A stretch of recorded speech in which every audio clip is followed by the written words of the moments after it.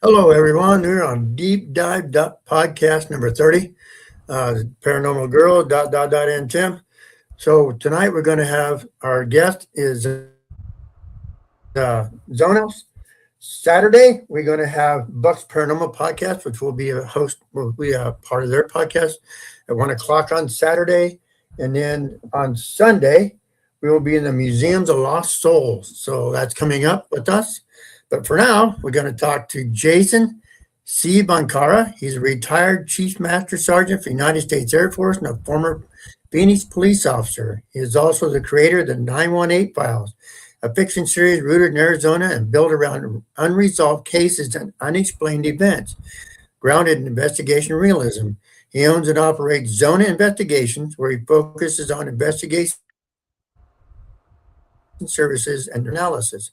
Learn more at the 918files.com and zonainvestigations.com. Welcome, Jason, to our show. I'm glad we're going to be here. So tell us, Misty, I got Misty with me tonight. Brenda's on vacation with her husband, Harvey. So, hey, Misty. Hi. Jason, welcome. Hey. So tell us about 918. Yeah, so like you said, retired. I just retired last year from the military. Did 26 years, a mix of reserve and active duty. I was a police officer for like 11 years. I got tired of doing that stuff. So I went into the private sector and started my own private investigation business, which is Zona Investigations. And then kind of stumbled into writing books. But I've always, like we were talking earlier before the show, always been a fan of the X-Files. So that has a big influence on the 918 Files, obviously. And I was an 80s, 90s kid too. So I grew up watching Unsolved Mysteries and all that stuff. So, and then I had two parents that are very open-minded about what the world is, and they always kind of guided me to have an open mind about different things. And so primarily my mom. My dad's very level-headed, and my mom, sometimes you have to be like, bring her back into reality sometimes. like Mom, I love the open mind, but you're going a little too far in the right field, so bring it back. Gotcha. But yeah, so private investigating, so can you elaborate a little bit on what kind of cases you look up or what you do for your investigation? Yeah, so it's kind of random. I did a lot of work. So I had a buddy of mine. If you think of the retired cop, this guy was it. He did like 40 years with Phoenix PD, and then he did like another 20 years as a private investigator. He passed away a couple years ago, but it actually was last year. Phenomenal guy, but I'd do a lot of work with him. And you talk about, because I live in the suburbs of Phoenix, you live in a nice area, and some of the stuff we were doing, it was like surveillance and process serving and stuff like that. For some of the stuff involved like mobsters and with like the mafia. It was just kind of some very interesting work. And then other things are just random. Like I do a lot of missing person cases. I try to help people find missing loved ones and stuff like that, or just random, people are like insurance fraud and stuff like that. But how the 918 Files started, and I'll tell the listeners too real quick about what 918 actually means. What it is so for Phoenix, whenever we had like a mental health pickup, the radio code was 918. So if you had someone that needed to see a nurse or something like that, or weren't taking their meds or whatever, the radio code for the dispatch was 918. So it's not meant to be disrespectful either. So, and I'll explain that in a second, but when you're on the street too, it was kind of like an officer code to where if you're dealing with someone that might have mental health issues, it was kind of like, hey, like 918 is for like an officer safety thing. So if you're talking to someone that's like a gang member, they have rational thought and you can kind of leverage, talk to them. But if you have someone that has mental health, you have to be careful because it's like the rational thought may or may not be there sometimes. You have to be, cognizant of what's going on. But anyway, the reason why I used the 918 for the books is because if you were to go out right now to the general public, and you were to say, hey, I saw this weird thing in the sky, or I saw this weird thing in my house last night, they're going to think you're crazy, right? So Exactly. that's where the 918 files comes from, is that because I open every book with saying that they're all dedicated to those thought to be crazy. Because if you report like seeing a UFO, your neighbor is going to be like, oh, I didn't know my neighbor was crazy, that type of stuff. So, Okay. but that's where it comes from. But so Okay, that's interesting to talk. That's an interesting subject. So you mentioned that you are big into UFOs. That's one of your big topics that you like to talk about. So, what yeah, are your theories? What are your theories on that? And you say you worked for the DOJ for a while. So, kind of, did they intertwine at all? No, I mean, I wish, but it was mainly the DOJ stuff was more like community relations work, dealing with people that couldn't get along. But that was interesting stuff. But in regards to like UFOs, I mean, you see a lot of stuff in the media nowadays. I mean, it is all over the place. It is not like, because we were talking earlier about like the X-Files, the 80s, 90s kids. UFOs just weren't, I mean, they were talked about, but if you even remotely said you believed in them or whatever, people were legit like thought you were crazy. Yeah. Today it's a little bit more accepting of like what's going on, but the disclosure days out in the theaters, you have stuff being released left and right from the government, and you just have to be like, what's true, what's not true. So, because there's an OSI agent, the Office of Special Investigations for the Air Force. There's a story about where he literally talks, and he says, his job was to put out false info, was to lie to people. So, you never know what's true or what's not, and you have to keep an open mind about it. And one of my last book that I wrote, and it's the UFOs. They don't always equal aliens, because there's always a logical explanation, or most of the time there's a logical explanation for what something is, and you guys know that, right? Yeah. So you can't every time you see something in the sky that you don't know what it is, you shouldn't automatically jump to the conclusion of, oh my god, it's an alien and that's a UFO and whatever. You have to calm yourself down and kind of like analyze it, just like in law enforcement. You can't go into stuff assuming what something is. So, but that's the purpose of the book, is to kind of remind people that, hey, and it's also to get people comfortable with reporting things, because it's like, hey, if we kind of remove the stigma, of aliens and reporting stuff is bad, we can say, look, it may be a Chinese weather balloon, it may be a national security issue.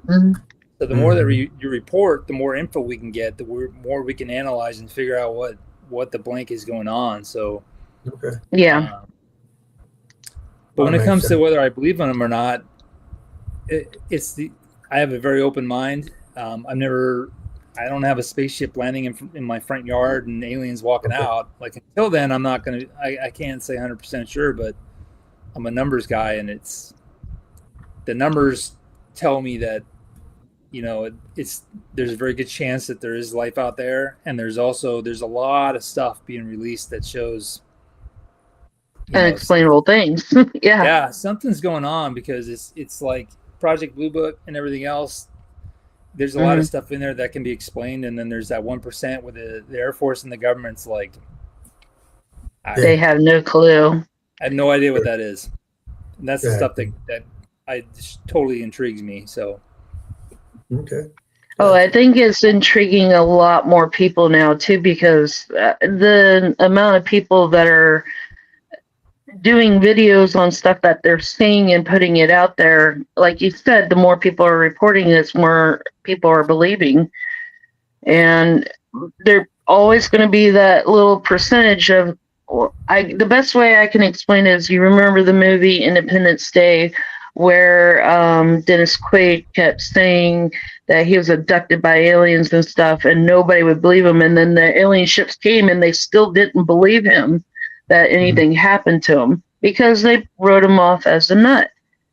It is changing little by little, and people are starting to go, okay, something's going on. It may not be what we traditionally believed in the first place of what was happening, but something definitely is happening that we can't explain. So in essence, it really is a UFO And because you there's can't explain it.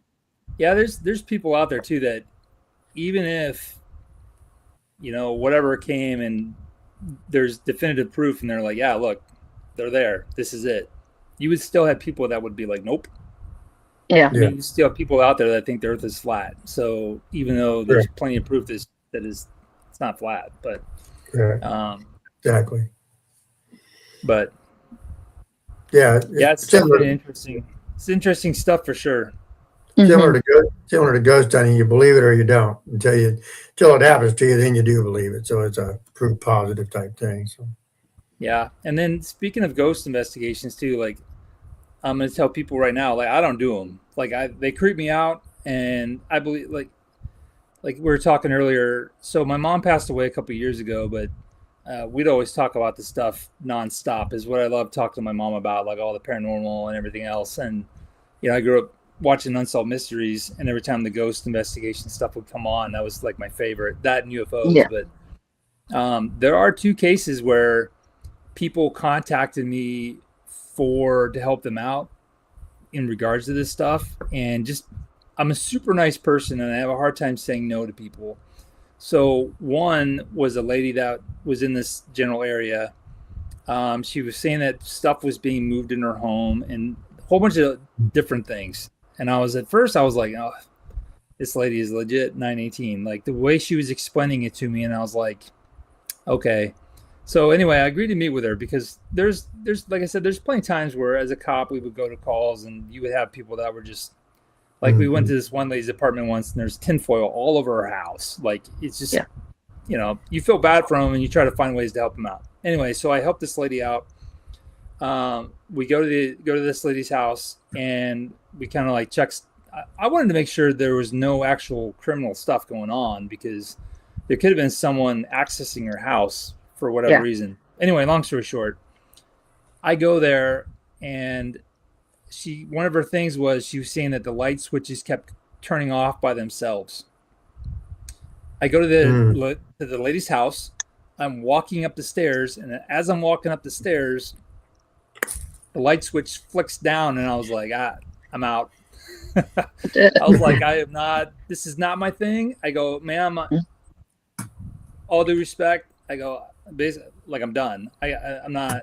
I go, you need to talk to like people that actually investigate this stuff because you obviously have something that is going on here that's passed out of my profession and I can't help you. But I said it in a nicer way to kind of calm her down a little bit. But I was like, you definitely need to talk to somebody that's investigates this stuff. Whether she did or not, I don't know. But that was definitely one of the creepiest things, and I was it gave me the chills, and I was like, no thanks. But then that's kind of how it led to the books because I was like, I could turn this stuff into books, So sure.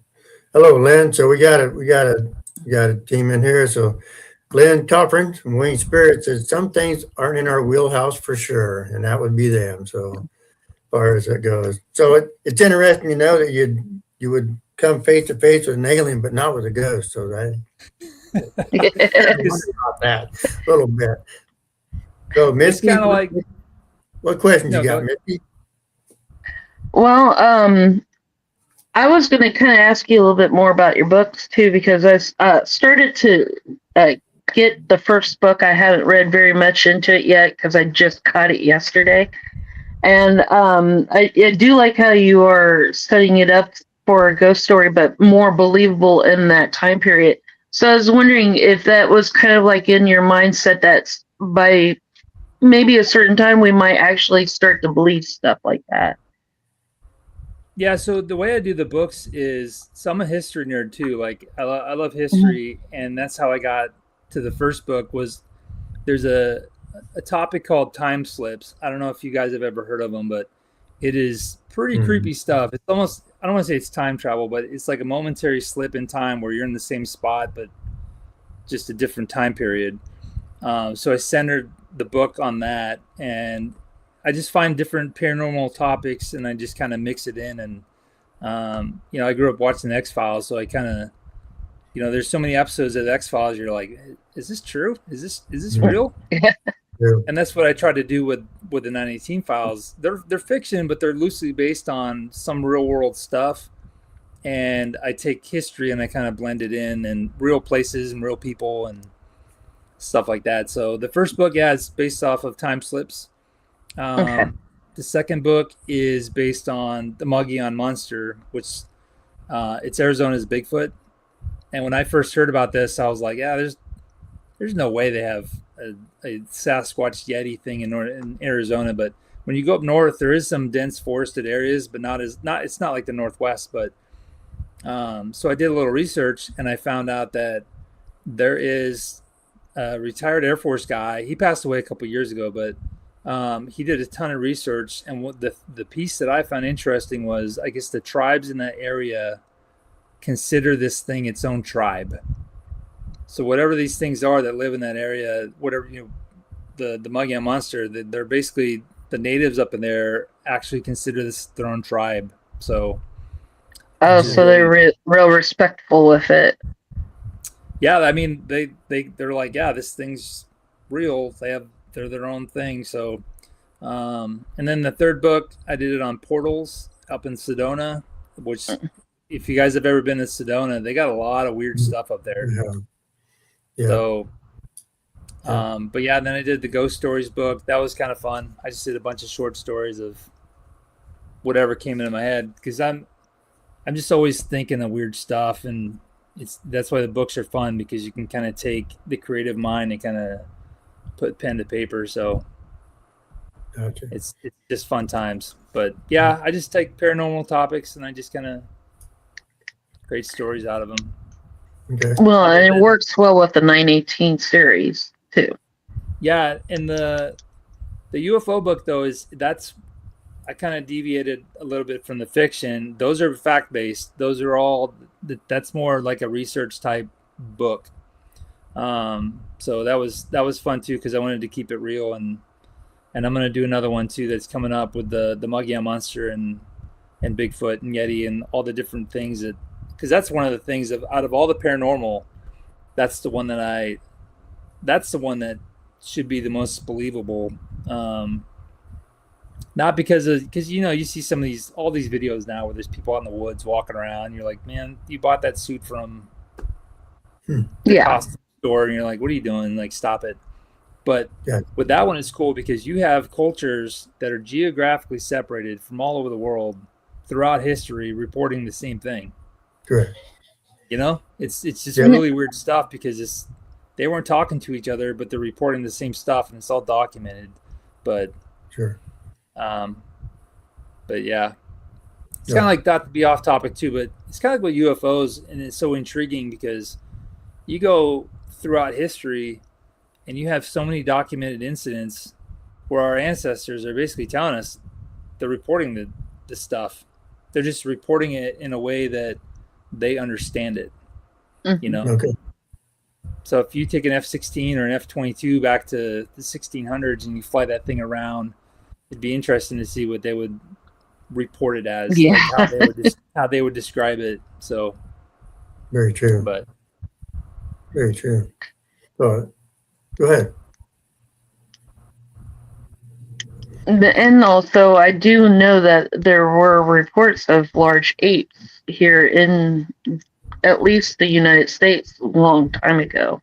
So it would kind of seem like, there could be a small population that lasted and had migrated from one place to another. I mean, anything's possible. There's still parts of the world that we haven't explored. So could it be possible? Yeah, it could very well be possible to still have that going on. Yeah, and from what I know, they're extremely intelligent because they stay away from humans. So yeah. So Lynn says that the frame of reference would be a bird. So that's her question. Do you think that if they flew that F-16 around, would they consider it to be a massive bird of some kind? Because it's kind of like, if you think of, there's reports where they talk about like the big flames and the the way that they're describing the technology is kind of like, again, they're describing it based off of what they know. Like if you were to describe a plane now, you'd be like, oh, that's a jet engine, and you have, even if you're not an engineer, you have a general idea of what you're talking about. But if you go back to like 1600s, they don't have the technology, so they don't know how to explain it. So they explain it in the best ways that they can. But like I said, go throughout history and you'll see a lot of the different UFO stuff where things coming from the sky and there's big fire and whatever, and you're like, bro, you're describing the technology that we have today. So yeah, but I know there's stuff people see that are like higher graphics that look like light bulbs and stuff like that. So I mean, you can only imagine what they thought. What we see now is maybe not what it was meant to be back then. Yeah, and there's even paintings of UFOs. I was gonna say, up in Sedona, there's forget the exact location, but there's on the rocks, they have like the drawings look like someone that's got like a helmet on. So it's, again, but they're describing it in a way that they understood it. So exactly, and again, we're seeing stuff in our time that people draw on that look like UFOs to us today, but might have been some representation of something else then. So it could go either way of what we see. It's just I don't know. The world, like I'll say it a million times, the world's a weird place. Yeah.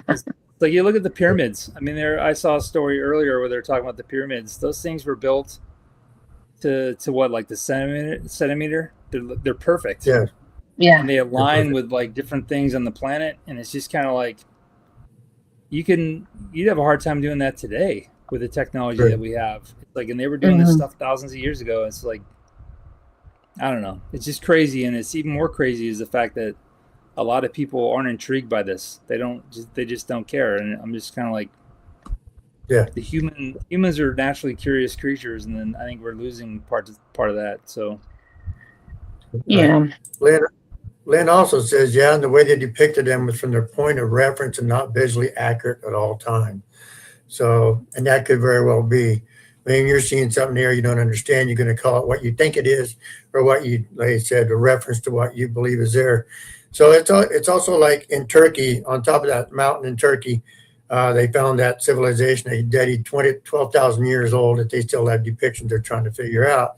And there's that other part where they actually got the stones that are cut at 45-degree angles, 33-degree angle drilled holes. How did they create those things without methods or tools of the time to do that? So, I mean, how was that done? Dots. I'm a big cryptid fan, and I'm a big fan on believing how did these things happen. You know, how did they actually come about doing this when technology and research says it wasn't possible? There was no way that you could take a stone and a hammer and create these perfect 45-degree angles. Is the way they are. Yeah. So I agree. Like I said, like the pyramids, it's not just that they're perfection for their design, but they have tunnels and all this other elaborate stuff inside of them. I'm just like, you know, and even like you can go back to like the Vikings and their technology with their swords. I mean, they were so advanced, but I don't know. There's so many different things where I like Mystery's reference too. Inside the pyramid, they actually show like a battery and a light bulb. That's how we see it, as a light bulb, and they actually used it. Elements to actually light up the inside of the pyramid so they could see what they were doing. That's really a good reference. That's really cool. Yeah. So we got Dave from Shared Paranormal, says greetings. Hello, Dave. How are you? You got any more questions you'd like to ask Jason? Please ask. Or if you got any more comments, please put them in the comment section. We'll put them up. We'll get them asked.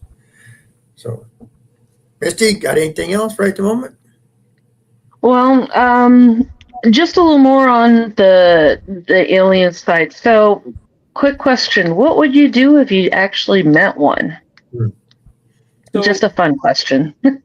And actually, I'll even tell you about. So, I'm 46, and in my entire life, there's only one time where I actually saw something weird. I don't know if it was a UFO or whatever, but It's actually it was weird because everyone always says, oh, why didn't you record? Where's the video evidence and whatever else? And you're just kind of like, true, I get it, because, everyone's got cell phones. But so me, my wife, and her brother were outside walking my dog.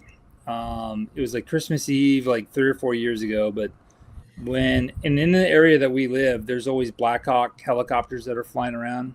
So we're looking to the south. It's dark out, and there's 3 lights that I thought they were Black Hawks with the altitude and the speed that they were going. And they were flying. What caught my attention was that they were orange.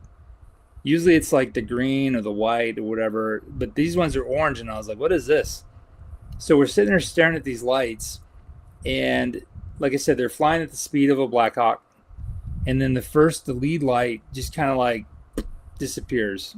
And then the second one gets to the same spot, disappears. And then the third one disappears. And we were just kind of like, oh, that was weird. I thought they disappeared. Like I thought they turned their lights off or something, but it was silent too, which was weird. So then maybe 10 seconds later, over 90 degrees to the east, the lights reappear. And we're like, what is this? There's no way they could have gone that fast in that amount of distance. So they're doing the same thing. They're just traveling along. And then all of a sudden the lead one, remember like Star Wars with the Millennium Falcon where just warp speed? It kind of, this time it didn't, the lead one, it didn't just disappear. It just went from like big to small and just gone. And then the second one gets to the same thing. And then the third, whatever. But we didn't record it. And we're just kind of like, we all kind of looked at each other. My wife didn't care. She was like, whatever. Me and her brother, though, were like, bro, what was that? So I called a couple local UFO research places, and they were just kind of like, one told me it was flares. And I was like, really? Flares don't travel in unison at the same altitude. And, anyway, but it was interesting stuff. But back to your question. So if you're talking about whatever it is comes to Earth and says, hey guys, it's us, we're here, like we've been here the entire time, man, I would have a million different questions, because it's like, where'd you come from, where'd you going? Because I think of myself back in the day like Christopher Columbus or Europeans just sitting on the coast just wondering what's on the other side of that water. You always want to explore and just go different places. And imagine landing on North American shores and you have no idea what's out there, and you're just kind of like, I think that stuff is so cool, and you just want to go explore. But one thing I always point out to people too, because when it comes to this stuff, because everyone's always like, the universe is too big. You can't go from point A to point B. Just the travel, it's just not possible. And I always point out to them, it's kind of like, imagine going back to like 1810 and going to New York City and telling them, hey, I'm going to send a message to London and it's going to get there in 2 seconds. They're going to think you're crazy, but you can do that today.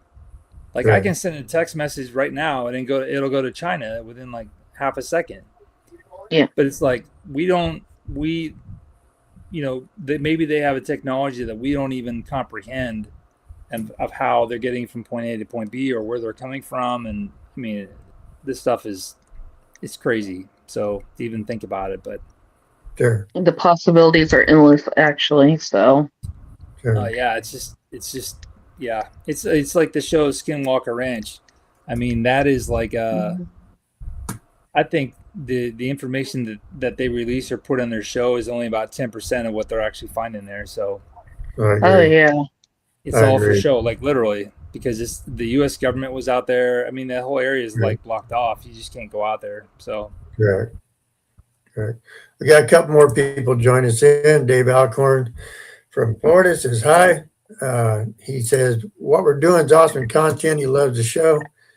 And he's always excited to talk UFO talk. So that's pretty cool too. So you mentioned earlier about Project Blue Book. I'm a huge, I wish I had it. Other things that weren't redacted to get into Project Blue Book and know what they actually investigated during their time, what they went through, because it was at a time of hype in the 50s when they were trying to play down the UFO content and what was going on. So they were trying to find reasonable explanations not to cause worldwide panic. so to speak. So what do you think would happen? And I'll follow up with Misty's question. If it landed, and how would you think that would affect the world now compared to 1950? Would people be more acceptable to a UFO and an alien presence than they would be before? Oh, absolutely. Like today's world is way more, just even like the last 10, 15 years. I think our culture is way more accepting of what could be. Because, yeah, I mean, like I said, people always talk about, oh, we want answers and the government shouldn't hold stuff and whatever. But it's like, well, maybe they should sometimes, because if you release some of that information of, something that's going to undermine what we've been told for, throughout human history, I mean, you're going to have chaos in some aspects of it. But, and the other thing too is I believe in God. Like, I'm very religious, and I do believe that of a higher power and everything else. And like, there's a part, I don't want to ruin it for anyone that hasn't seen Disclosure Day, but there's a part in the movie where they talk about, Earth, as in like with God and everything else. So I think as just because you can have aliens and still believe in God and everything else, but some people just don't see it that way. So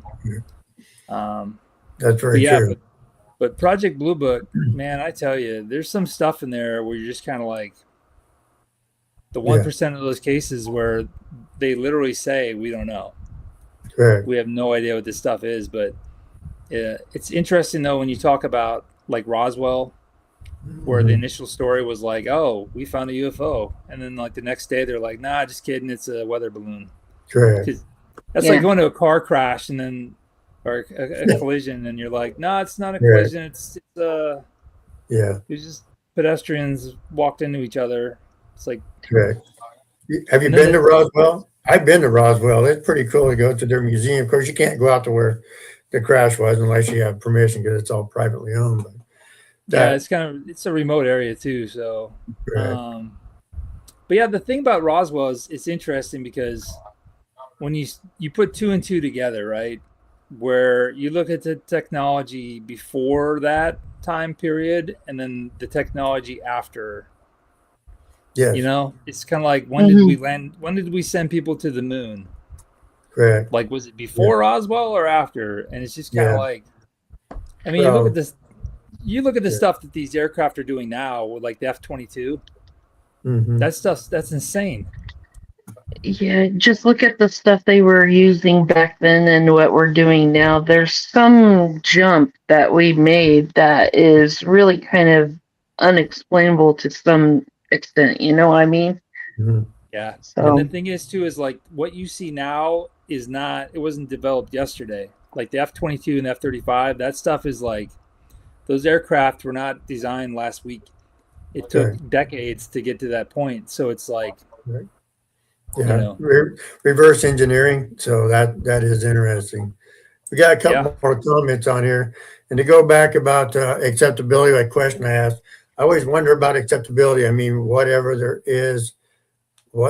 are is what there are, right? So that's what our question is. So whatever there is what there is. In other words, if an alien's an alien, that's exactly what it would be. But you're still going to have people that, even if, you get some sort of life form that comes down here, they're going to be like, nope, they're not going to believe it. Like I said, there's still people that think the earth is flat. Sure. Even though it's like, no, it's not. And they're like, well, no, this is made up and that's made up. And you're just kind of like, it's like all the stuff that people kind of ignore it, and again, it just blows my mind. But look at this stuff we're doing with Mars. We have rovers over there that are actively doing things, and I personally don't think all the information that they release we're not getting it all. So exactly, they do have a tendency to hold it back. Dave Alcorn says, I bet Roswell would be interesting. Well, Dave, I guarantee if you ever go there, please go in and visit the museum. And Todd, there's people there that have written books about Roswell and that type of investigation. And it's really cool to figure out what did happen or bring our own stuff through. And how do you say, hey, we gotta we got a UFO one day and the next day weather balloon. Why the skepticism all of a sudden? I mean, why did that happen? So that's a good question. Yeah, and the History Channel has a couple good episodes or shows that they put on about the timeline and all that stuff that happened. And it's like the kid of the rancher that found the stuff, or actually I think it was the Air Force or the Army Air Corps guy that brought some of those pieces home. They did interviews with him, and then they ended up doing interviews with the son, and they were describing some of the things that they saw. Yeah, they're just kind of like, it's not, But, well, there was a crash in Ohio in 1965 that they didn't know what it was, but the military was there within hours and going down in and excavating what was there, and said it was just a lost Russian space satellite or something we're trying to claim it was at the time. So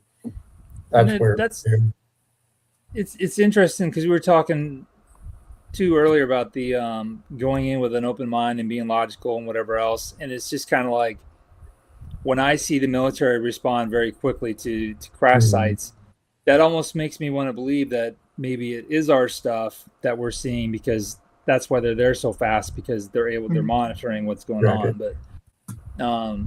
But you see stuff now like the Go Fast videos with the Navy. Remember when they're monitoring that thing on the water? It's entertaining because one guy was like, "Oh, it was just a misread and the altitude was wrong," and I just shake my head because I'm like, the most advanced aircraft in the world misread the altitude of another craft in the area. Yeah, not sure about that. Exactly. So that's what Dave talks about here. There was also a lot of talk of them living in the ocean. I'd be curious to know how much information they have on that. So what's your thoughts on that? Yeah, I mean, that's the curious thing too, because there's places on this planet we have never been to, and they talk a lot about whatever, some sort of craft that can go from like space to air to water just seamlessly, and it's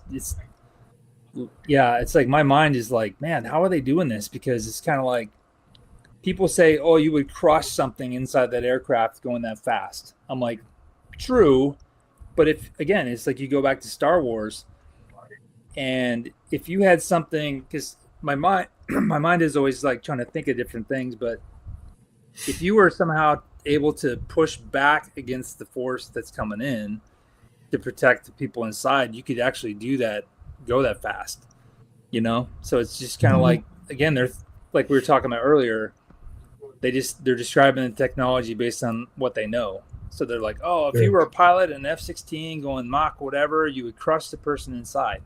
True, but if you had a technology that would be able to push against that force to keep the person inside safe, you wouldn't have to worry about it.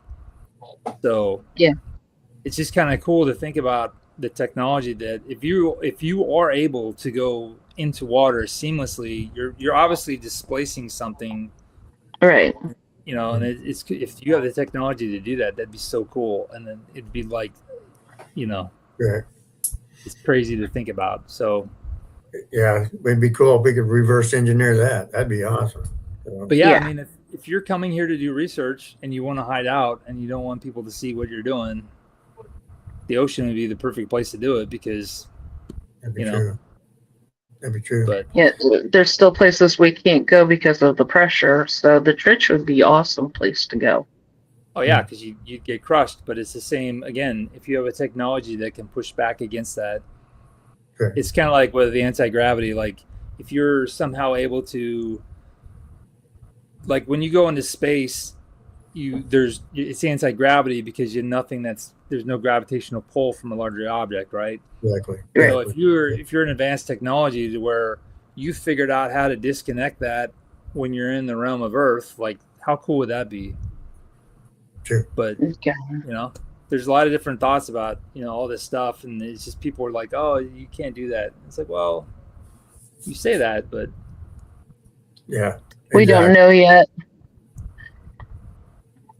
But there's like I said, there's so much cool stuff out there, and it just blows my mind that people just aren't very, kind of lost that inquisitive mind a little bit. But it's but if you go on like ChatGPT and you just say, hey, Chat, like when you're bored later, do this. Go ask chat how many planets are in the known universe.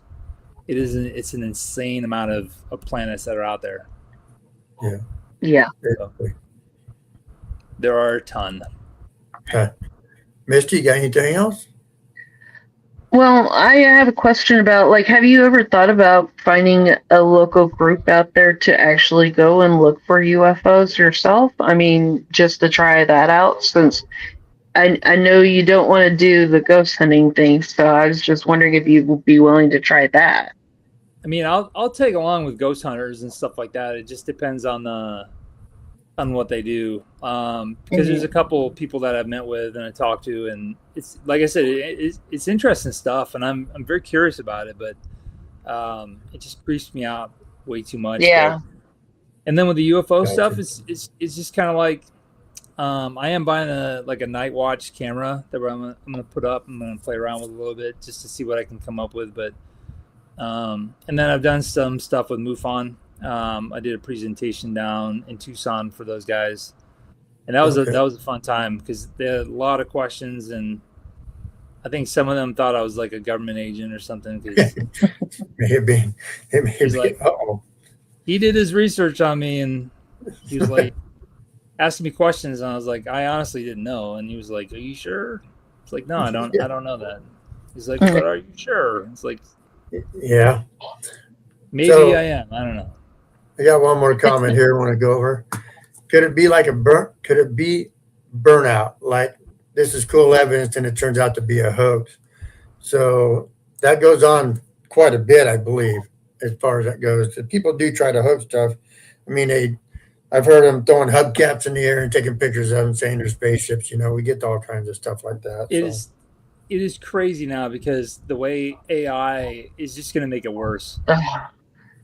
Because you see so many videos now and it looks super real, but you're like, I have no idea what that is. So it's just kind of tarnishing the actual reality of the actual investigations. But and it's kind of crazy to think about too, like how fake they can make stuff appear. And this is just the primitive parts of AI that we're experiencing right now. So just imagine like 100 years from now how advanced the artificial, what reality is and what it's not. So because I've heard those stories too. Scary. Yeah, it's kind of a scary prospect for sure. Some people talk about how this is not reality. This is just it's all AI in itself, and you're just kind of makes you think a little bit. So that really started happening right after The Matrix came out too. Yeah, thanks Hollywood. So yeah, I mean, I remember I had friends that were really into that concept for a long time, and I'm like, well, you're kind of stuck here though for now. Yeah. So, but I remember when that became a big kind of concept for a little while. And I have ran across a couple of people who have that believe that it's a simulation, and hey, it could be. I'm not gonna say no. I don't know. I guess I won't know until I've passed, right? And maybe not even then. It's kind of like my mom would always say about people that passed, they're just on the other side of the wall, right? Yeah. And it's like after she passed away, you start noticing little things, and it's just kind of like makes you wonder because you're just kind of like, it's just, I don't know. Correct. It's just weird stuff. So and we think that the dead, as far as we do it, they live on they're on a different frequency or different plane, because how can they be around us and we can't see them, but we can feel that they're there. Sometimes people can talk to them. Misty has the ability to channel with them. So how does that happen? How does that frequency come in line with us? And so that's how we look at the ghost hunting part of it. How does it happen? That's our curiosity. How is the dead still there, and how can they communicate with us on that point? So I'll ask you this, because I'm going to go back to cryptid for a second. Yeah. How do you think it happens that there's never any bodies, graveyards, or anything found of any cryptids out there that we didn't actually get a physical evidence of it. Yeah, so that's because that's one of the main arguments. They're like, oh, there's no body. Mhm. And it's kind of like when you think about it, if you have, let's say they're burying their dead and they're just a very small population and they're in, a lot of these things are in very remote areas. It's like how else do you, how are you going to find them? There's missing people in the United States with the technology that we have, and we can't find them.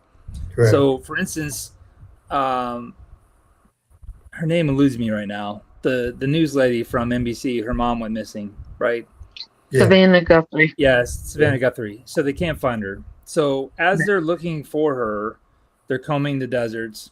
They ended up finding some human remains from that were like 500 years old, 400 years old, something like that. So in a well-populated area like Tucson, you had a deceased person from hundreds of years ago that was right there that we just now discovered. Wow. And we're talking like there's billions of people on the planet, and you're telling me that you just now found this body, the remains of this person.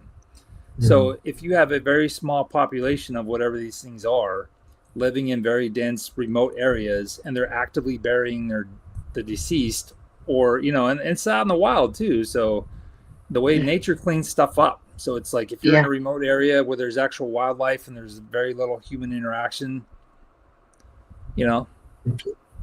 but you go back through time and it's like cavemen and Neanderthals and all that stuff. There's reports that they believe that they were burying their dead and doing all this other stuff, or the Vikings were burning their people, and just basically there's no evidence of anything. So but yeah, with that stuff though, I mean, it's how it's the thing is like I said, it's the fact of the cop part of me likes it, is the fact that you have independent witnesses, so to speak, reporting the exact same thing, and they weren't talking to each other.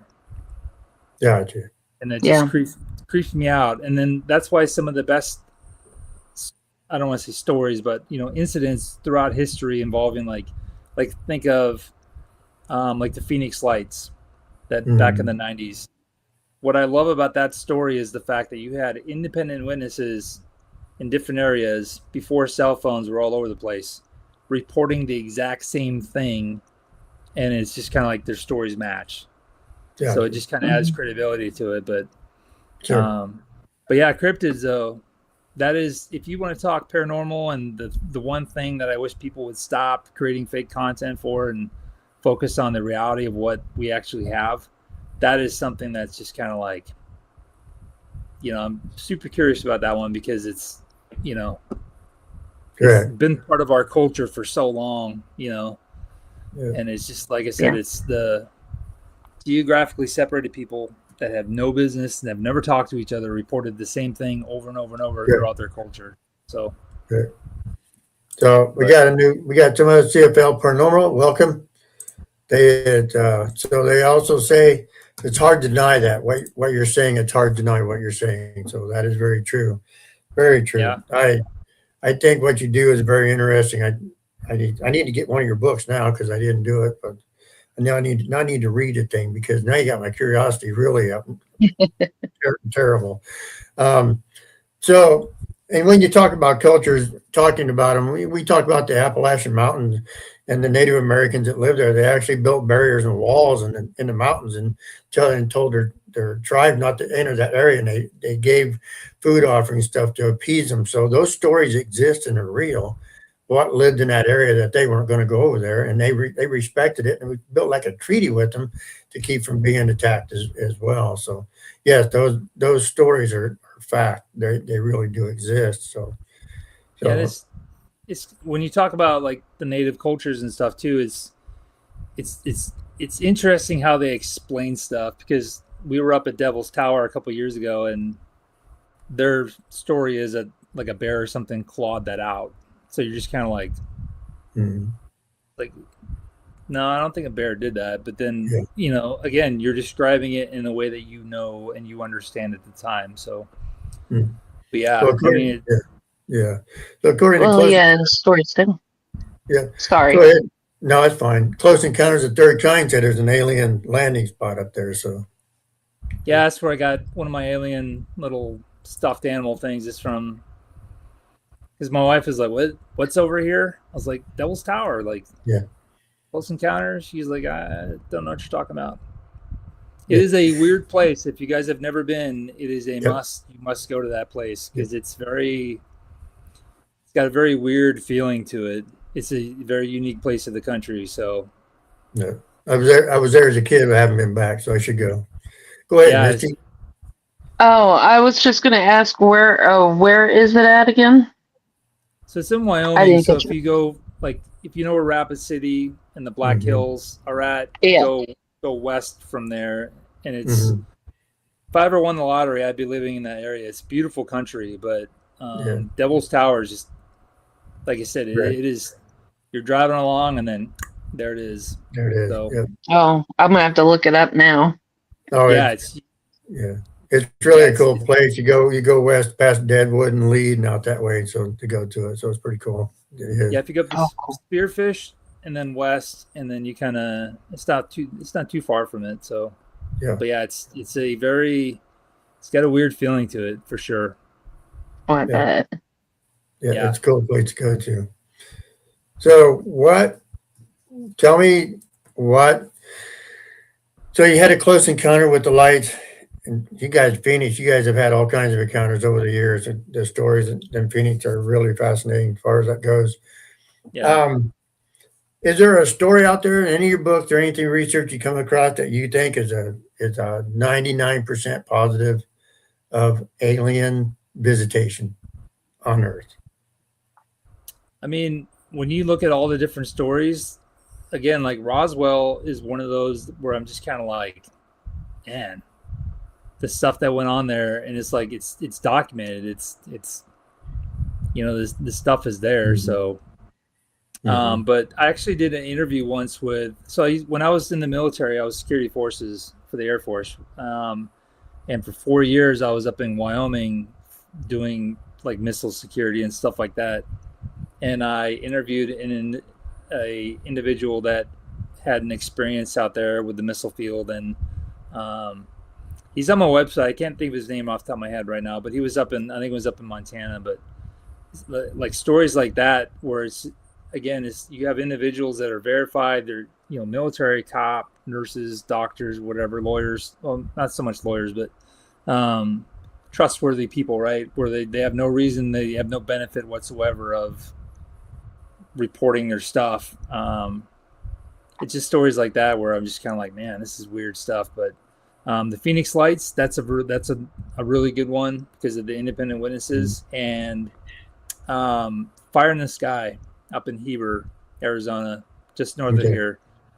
That one is interesting because, again, the cop part of me, all those individuals, like I think except for one, passed polygraphs twice. So if you're making this stuff up, it's like Correct. you're doing a pretty good job. And I've taken polygraphs twice myself, and they're not easy and they're not fun. So if these individuals are passing them, it's like maybe they are telling the truth. So, Yeah. and it's kind of a Yeah. funny Very story. cool. Like we went camping when we first moved here, and my wife picked the spot, and there's a little wood shop up in that area, and I had totally forgotten about Fire in the Sky and everything else. And we're at this wood shop, and he's got little alien figures, and I'm like, what's with all the alien stuff? He's like, oh, Fire in the Sky. You don't remember that? And I was like, oh. Mhm. I go, that was here? And he's like, yeah. I was like, I just looked at my wife and I was like, really? Like, of all the places you pick to go camping out in the middle of the woods, like, this is it. Oh, I did not sleep well that night, I'll tell you that much. yeah, I bet. So Constantly hearing stuff, and yeah, I'm gonna go a little on a subject here, and I don't know if you know about it. Do you know if they still have that satellite in South America that transmits signals into the space to try to contact alien life? I think they did it back in the '60s, I believe. Have you ever heard of it? They built a not a satellite, but what I want to say, a, what Like is a it big called? dish. Yeah, big dish. In South America, they transmitted signals into space to try to contact alien technology. I think they did it back in 63, 64. I think during the Kennedy administration. You Yeah, ever I've heard heard of of it? it. Okay. And the thing is, there's actually a story I read the other day too, where they're receiving some sort of signal from. Again, space is weird. We absolutely know nothing about it. We can act like we do, but we don't. Mhm. But there's something that's sending a signal that on a consistent basis from us from some area out in space that we're receiving, and we're like, we don't know what it is. But Mhm. again, with your stuff, where I know you're talking about where they send out signals Mhm.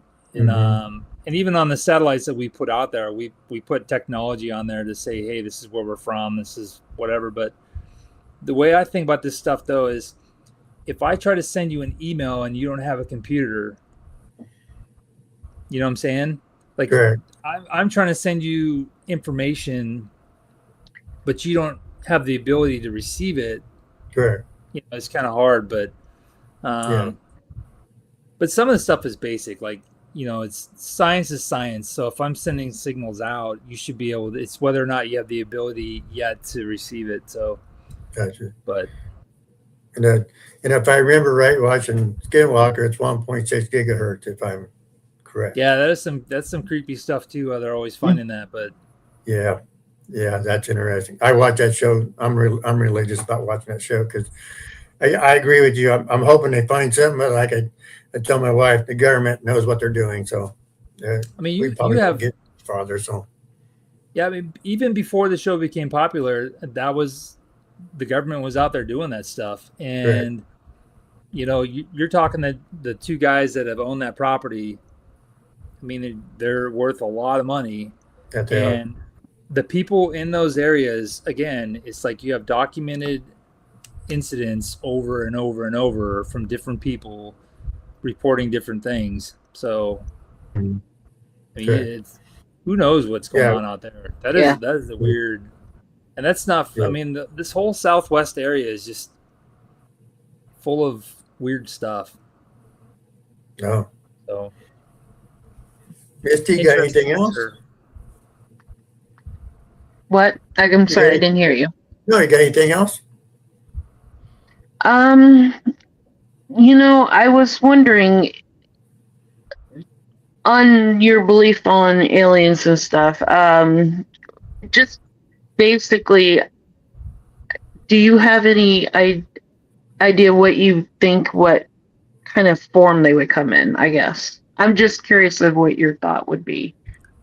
And that's again, I don't want to ruin the movie Disclosure Day, but there's a part Yeah, in there where they kind of explain things, and I think it's kind of like my thoughts are if you have the technology to come here, however you're coming here from wherever, you're obviously way more advanced than what we are. So a lot of Mhm. the times too, when people are like, "Oh, why don't you videotape it?" It's like, well, even the U.S. military now is. I mean, there's reports of talking about using cloaking stuff and technology to do all that, and it's in its Mhm. primitive forms. So if you have a culture that's 2,000 years advanced, I mean, you have abilities to cloak and shapeshift and do all this, portray yourself as something else. And, um, but yeah, I mean, who knows? Like, it's just kind of like me for one, like if I'm going to go to a different, let's say we have the technology to go to a different planet and we have life forms there. I'm not just going to, until they've obviously done the research on this too. And humans are not the most, I mean, we're for the most part kind of peaceful, but on the other hand, we're also pretty violent. So, Sure. true. which is probably Yeah. why they kind of keep their distance because they're like, wait a minute, you know, kind of researching us. They're like, wait, you killed how many people? For what reason? Oh, no reason Yeah. whatsoever. Oh, okay. Well, Just Well, because you yeah. have a They different tell me religion. bomb. They tell me. Yeah. They tell me bomb experiments in time. So go ahead, But Missy. my Sorry. mom, I was gonna say, my sorry. mom made a good point. We were watching National Geographic one time, and it's kind of funny. So they were doing research on like dolphins or something, and they would take the fish, the mammal out of the water, bring it on the boat, tag it, do some stuff, and then put it back in the water. how is that different than, some of these people that are reported being abducted? It's no different. It's the exact same thing. They're just plucking these, they consider us like primitive, and they're like plucking us up, doing some research, and then putting us back. Yeah.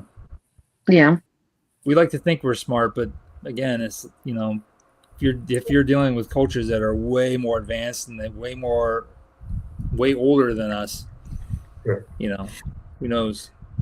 And they may not have the same type of ideas or morals that we do, but I also want to kind of see if we tie in. Could it be a possibility that we are already seeing things, and that could be the cryptics that we are actually, talking about now? Could it be stuff that we are thinking are ghosts, but a different form of alien that's here? I mean, it's just a question of, do you think that could be possible?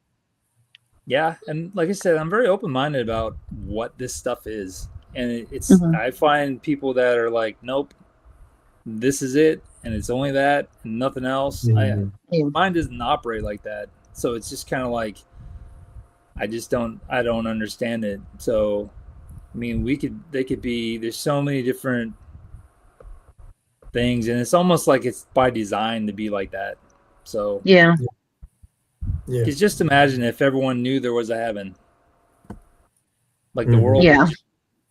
It would just, again, it's like it's part of the reason why I believe in God, because it's just kind of like, you just don't know, and I think it's by design. So True. Gotcha. But and that's very true. We run into the same thing. We run into the same thing being paranormal investigators, people that they're really adamant that it doesn't exist. There's no way it could ever exist. So we understand where you're coming from. We run into the same thing. But we like to be open-minded about all this, because I myself, I believe in a lot of different things. I believe in cryptids. I believe in aliens. To me, you can't have an endless universe and only one form of life. That to me is hard to take in as being fact. So I think of it this way. It's like, I believe in the possibility of this stuff. Like, I can't come out and say, look, I believe in aliens 100%. It's like, because maybe we are it. And that's kind of creepy in itself, where it's like, we're the only planet out of I don't even know what the word is for the amount of planets that are out there. It's an insane amount of planets in the known universe. It's just what we know is out there. And there's billions upon billions of planets. And if we're the only ones that actually worked, I mean, that's crazy. But it's just kind of like, when people talk about like the Big Bang Theory, it's like, well, what did we expand into? Correct. My brain hurts when I think about, they're like, oh, the universe is infinite, just like numbers. And I'm like, no, my brain, I just can't comprehend that. Correct. So that'd be a hard one. Yeah, when I say I believe in it, I'm like you. I believe in the possibility. I guess I better go back to that possibility that it happened, because I just think it's hard for me to. I can't get myself to think that we're it. So there's too many other things like cryptids and ghosts and stuff. If you see them, why not anything else? So, and if you've ever been ghost hunting, or you ever do, and you actually get physical evidence or real evidence or an EVP or whatever, where does that exist from? When we catch evidence, it gives us proof that what we seek is actually there. So maybe one day we'll be out here in the yard, and Mr. Spock will land out here. I'm joking, but I love Star Trek. But maybe he'll land out here and I can talk to him for a while. So as far as that goes. But it's just kind of like, I don't mean to offend religious individuals, because I'm religious, right? But it's just kind of like, maybe there's just misinterpretation along the way, where God created the universe and humans and Earth, but maybe there's more than one Earth, or maybe there's more than, but but like, the way I like to think of it though is, all of this stuff is like the ultimate investigation. Sure. Yeah. It's, what I'm saying? Like, when you're a cop, you want to figure out what happened. It's like, you want the truth, and that's why, like, a lot of these cases, these true crime cases, because people want to know. And it's like, with this stuff, it's like I want to know, and Exactly. we just we don't know. So Good. That's why we paranormal investigate, because we want to know. We're seeking Yeah. the knowledge. That's why we do it. So very true, Yeah. very true, very true. So Misty, have you got anything else for Jason here? Well, I think he pretty much covered my questions, at least on what I wanted to talk about. Okay. All right. Jason, anything? So your books, tell me where you can find your books. Yeah, so if you go to the 918files.com, there's spots on there where you can find the books. We do a bunch of little podcasts, which are like 3 to 5 minute different stories that are just fictional, but some of them are based loosely on some realism here and there. So, Okay. but yeah, you can find them on Amazon. But if you buy it through the website, I throw my little scribble signature on there. So, Okay. but yeah, someday I hope to get this to like a Netflix or like a TV show or something like that. It'd be kind of cool. So, Well, it would be. but Yeah. I'd definitely watch it. So in, Oh, yeah. in zonainvestigation.com, what on that website? yeah, so zonainvestigations.com, that's basically where my realism, like my real world pay the bills type stuff. Like I said, we do like missing person cases, and Okay. we work with like different entities within like Phoenix. We work with like criminal defense lawyers and stuff like that, and police Okay. report reviews and a whole bunch of different cop stuff. So Okay. Well, cool. Well, that's what everybody needs to do. Then look it up and see if you can 918file.com. That'd be the place to go if you're interested in this type of thing. The zonainvestigation.com. If you want to know some real life investigations, that would be a cool thing to look up too. You don't know what your thoughts and theories are, or what your interests are as far as that goes. Dave, it's been great talking to you. Do you have anything else you want to share with us before we sign off here? yeah, I would just say don't be afraid to just talk about this stuff. It's not 1990s, early 2000s anymore. Like, be open and honest. Be like, if you see some weird stuff, just be like, hey, I saw some weird stuff. I don't know what the hell it is. Like, Gotcha. Yeah. So Gotcha. Well, cool. It was a pleasure having you on the show, Jason. I mean, we really learned a lot. I did anyway. You got my peaking interest. You got my peaking interest going now. So curious. I need to get your books and take a look at what investigations you've done and your research on cryptids and UFOs. I think it'd be great to get into that. Yeah. So that's coming. That's going to be the next one. That's in the works, is the Bigfoot stuff. So, because I just really wish people would stop with the fake. It's like, there's so much out there that's real. Like, we don't need fake stuff when it comes to that. So yeah, well, with AI, kind of wonder if AI got a little bit of alien technology on the backside of it too. So you never know. Yeah, exactly. All right. Thanks, Jason, for joining us. Misty, thanks for being here. Thank you. All right, everybody have a good night. We'll talk at you later. Cool. Thank you, guys. Thank you.